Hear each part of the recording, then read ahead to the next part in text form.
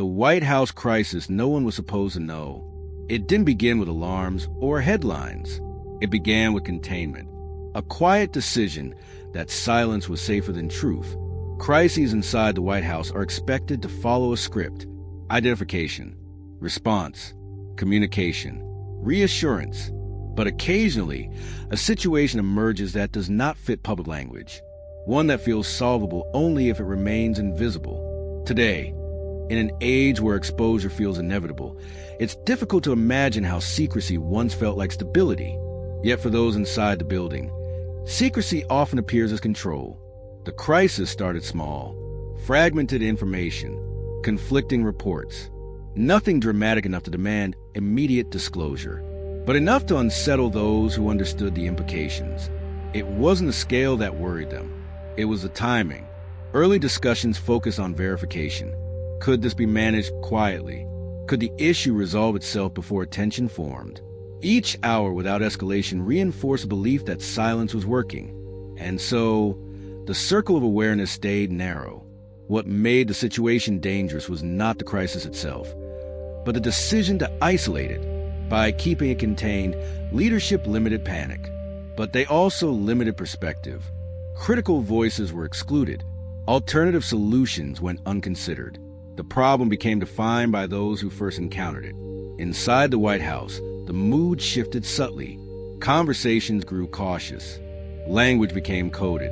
Meetings multiplied without explanation. Those outside the inner circle sensed something was wrong, but could not identify it. The building carried tension without context. The public saw nothing. Briefings remained routine. Confidence was projected. The machinery of normalcy stayed intact. And that success reinforced the strategy. Silence, it seemed, was effective. What no one could predict was how containment would transform the crisis itself. Because problems kept in the dark do not remain static. They evolve, and as they do, the cost of disclosure rises. By the time the truth demanded attention, it would no longer be a matter of communication. It would be a matter of consequence. As the crisis remained hidden, its shape began to change. New variables emerged. Small decisions compounded. Without broader scrutiny, assumptions hardened into strategy. Those managing the situation felt increasing pressure. They were no longer just solving a problem. They were protecting a narrative. Every option was weighed not only for effectiveness, but for exposure. The goal quietly shifted from resolution to control. The absence of public awareness created a false sense of stability. Without external pressure, timelines stretched. Urgency dulled. What might have triggered immediate action instead became manageable background noise. Silence bought time, but it also invited complacency. Internally, the circle tightened further. Information became compartmentalized.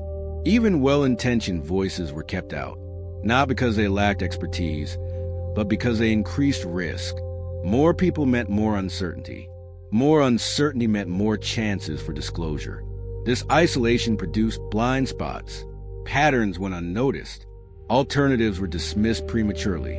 The crisis began to reflect the biases of those closest to it. Their familiarity bred confidence, even as conditions shifted. Some staff sensed escalation. They raised concerns carefully, often indirectly. The responses were reassuring, but vague. We're monitoring it. It's under control. Those phrases became mantras, repeated often enough to feel true.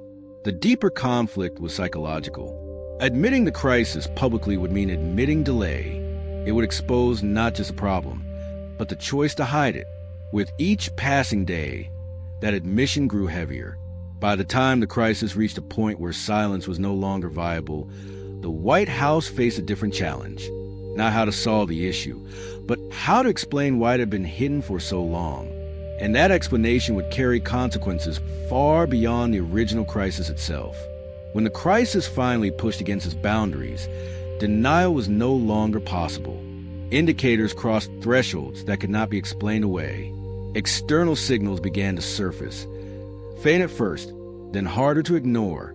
Silence stopped buying time and started increasing risk.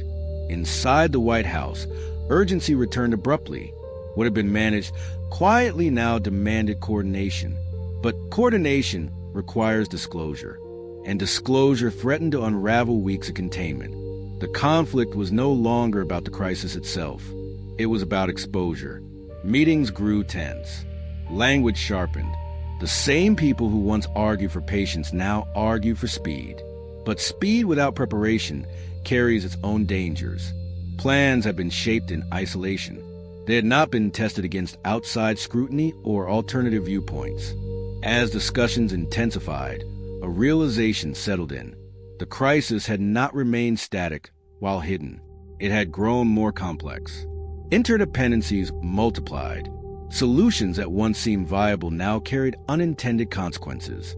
The cost of secrecy had compounded. Some pushed to disclose immediately, believing transparency might restore trust. Others warned that sudden revelation would look like negligence. Both sides were right. There was no clean exit. The choice to conceal had eliminated simple options. The emotional toll surfaced next. Stress replaced confidence.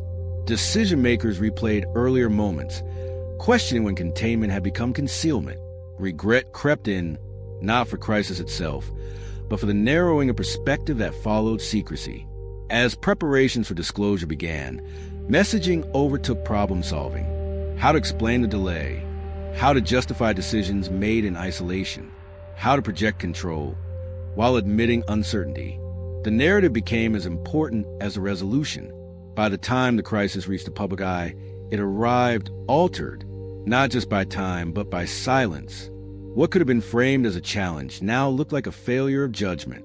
And the White House faced scrutiny not for what happened, but for what had been hidden. The crisis had escaped containment, but it left behind something more enduring, a lesson about the weight of silence once it becomes policy. The climax of this story is not the public revelation. It is the moment silence stopped being protective and became destructive. By the time the crisis emerged, its original form barely mattered. What mattered was the delay, the narrowing of perspective, the quiet choices that turned management into concealment. The White House was no longer defending stability. It was defending its own judgment. The resolution arrived slowly without relief. Transparency did not restore trust overnight. Solutions did not erase questions. Once secrecy becomes visible, it reshapes how every action before it is interpreted. What this crisis exposed was not incompetence, but human instinct.